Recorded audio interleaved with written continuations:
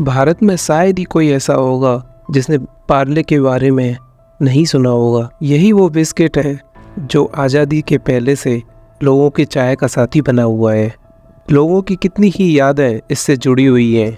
पार्ले जी आज या कल का नहीं बल्कि कई सालों पुराना प्रोडक्ट है। भारत की आज़ादी से पहले ही इसकी नींव रखी गई थी। इसकी शुरुआत स्वदेशी आंदोलन के साथ स्टार्ट हुई थी, जब विदेशी चीजें भारत में बेची जाती थी। उस समय अंग्रेजों द्वारा कैंडी लाई गई थी, लेकिन वो बनी कैंडी लाइनें, और ताकि वो भी इसका मजा ले सकें इसके लिए वो जर्मनी निकल गए। यूँ तो मोहनलाल दयाल ने उस कैंडी मशीन को खरीद लिया था, लेकिन फिर उन्होंने सोचा कि इसको भारत लाएंगे और व्यवसाय शुरू करेंगे। उन्होंने मुंबई के पास स्थित विले पार्ले में एक पुरानी फैक्ट्री खरीदी। कंपनी के पास शुरुआत में सिर्फ 12 कर्मचारी थे और ये सब भी मोहनलाल परिवार के ही थे। उन सब ने दिन रात एक करके उस फैक्ट्री को एक नया रूप दिया और हर कोई कंपनी बनाने में इतना व्यस्त था कि उन्हें यह भी नहीं सूझा कि इसका क्या नाम रखा जाए। जब कोई भी नाम समझ नहीं आया तो आखिर में कंपनी का नाम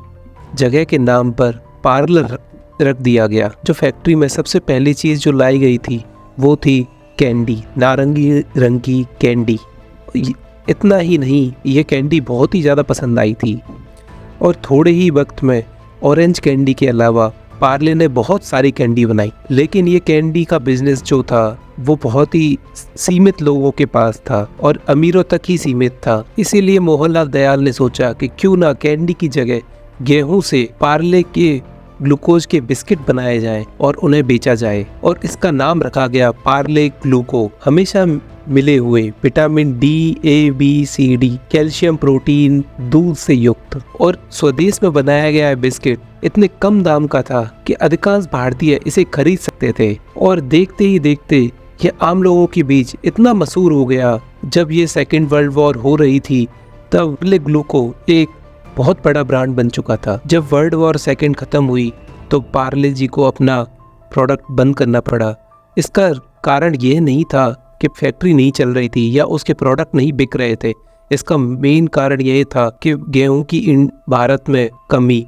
जब 1947 में भारत का विभाजन हुआ तब ये कमी और भी बढ़ गई। लोगों का पलायन चालू हो गया और लोग भुखमरी तक आ गए और कंपनी को इतना रॉ मटेरियल नहीं मिल पा रहा था कि वो प्रोडक्शन कंटिन्यू कर पाए। ऐसे में कुछ वक्त के लिए उन्होंने अपना प्रोडक्शन को बंद कर दिया। ऐसे में कुछ समय बाद लोगों को पार्ले जी की कमी सताने लगी। कंपनी को भी इस बात का पता चल गया था और उन्होंने दोबारा से इस पार्ले जी बिस्किट को बनाना स्टार्ट किया। 1982 में पार्ले ग्लूको का नाम बदलकर पार्ले जी बना दिया गया। कंपनी का नाम बदलने का कोई इरादा नहीं था, लेकिन उनकी मजबूरी को देखते हुए ये कंपनी ने डिसीजन लिया। ग्लूकोज शब्द ग्लूकोज से बना था। ग्लूकोज शब्द का पार्ले के पास कोई कॉपीराइट नहीं था। कोई भी इसे अपने प्रोडक्ट में इस्तेमाल कर सकता था। इसी चीज का फायदा वो जो दूसरे ब्रांड्स थे जैसे कि ब्रिटानिया, उसने भी इस चीज का अपना एक ब्रांड निकाला, Britannia glucon D. Britannia Parle G ने खुद को जिंदा रखा हुआ है। आज भी बच्चों से लेकर बड़ों तक हर किसी को पसंद आने वाला प्रोडक्ट है ये। पार्ले जी हिट पे हिट है आज भी लगातार बढ़ते हुए दिख रहा है।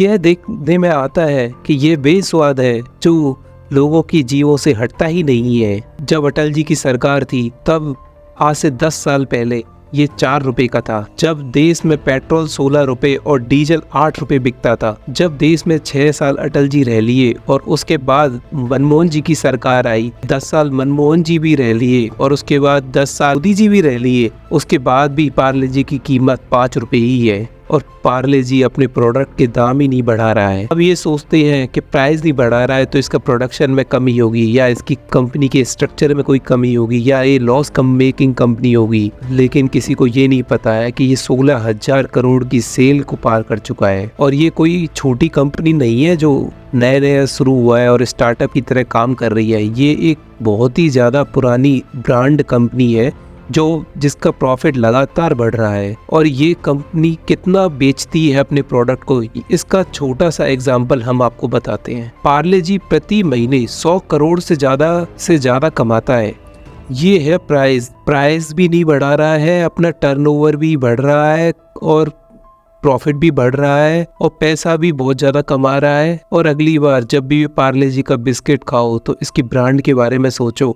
और ये वही है पार्ले जी है जो 5 रुपए में आज भी अपने प्रोडक्ट को सही लोगों तक पहुंचा रहा है और सबसे बड़ा, दुनिया में सबसे बड़ा ब्रांड बना हुआ है। और इसकी शुरुआत जो है मोहनलाल दयाल जी ने 1929 में स्टार्ट की थी एक पुरानी फैक्ट्री के साथ में, जब 12 लोगों से कम, और आज इसके पास 50,000 से ज़्यादा कर्मचारी हैं। 1947 आया जब देश आज़ाद हुआ।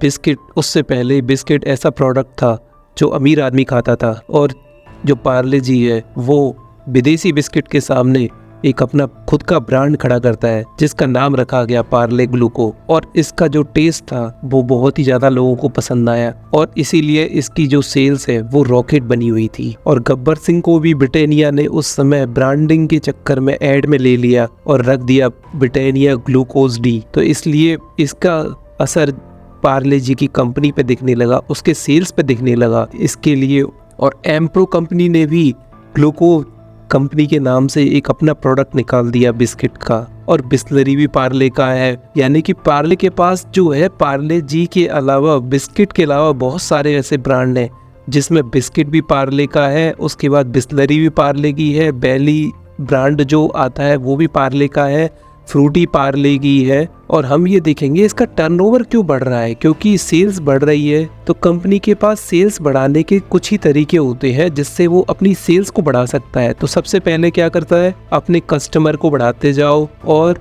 दूसरा क्या है, प्राइस बढ़ा दो। और या फिर तो पार्ले जी ने अपना प्राइस तो बढ़ाना नहीं था, तो फिर उसने अपनी सेल्स पे ध्यान दिया और एक बड़े मार्केट को कैप्चर करने के लिए उन्होंने ऐसा किया। तो उन्होंने अपने डिफरेंट प्रोडक्ट लाने लगा।